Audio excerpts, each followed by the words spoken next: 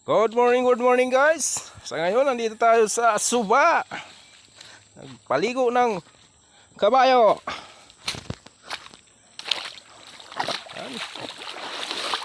Atlas na pala yung kabayo. Linabigan na yata. Kanina ko pa ito linagay, mga 2 oras na.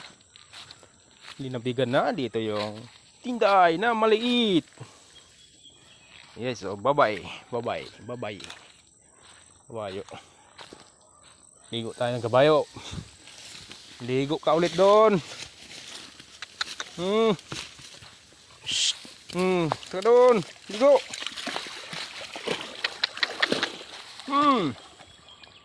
Yan. Medyo konti lang tubig natin yan. Kailangan guys palagi naligo yung kabayo.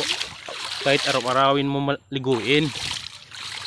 Para maganda yung katawan ng kabayo. Tataba. Kasi kung ang kabayo walang alaga, walang mangyayari guys. Kailangan alagaan mo. Araw-araw mo pa inumin. Yan anak guys Yan yung anak. Babae din yan guys. Babae. 2 buwan pa lang yan. Yes. Yan guys ang kabayo. Ligo. Tuyan mo yun ng 2 oras dito sa Suba guys. Tubig. Ligoin ko yung isa. Yan. Maligo ka.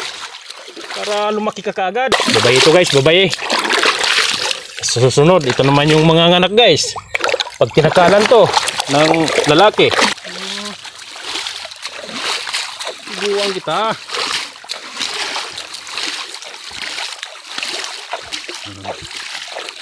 Yan. Pag maligo, liguin mo rin yung anak para mapreskuhan yung katawan niya at lumaki ka agad. Nabig na. Kabayo guys yung tinday guys Yan, tumatakbo guys. Ganyan talaga pag bagong ligo. Yan kita presko siya Tumatakbo-takbo Yan. Yan. Lalong lalaki yan guys. Biglang lalaki yan. Yan pag paliguin mo yung mga kabayo. Lalo may tinday. Yung mga tinday yun. Yan guys.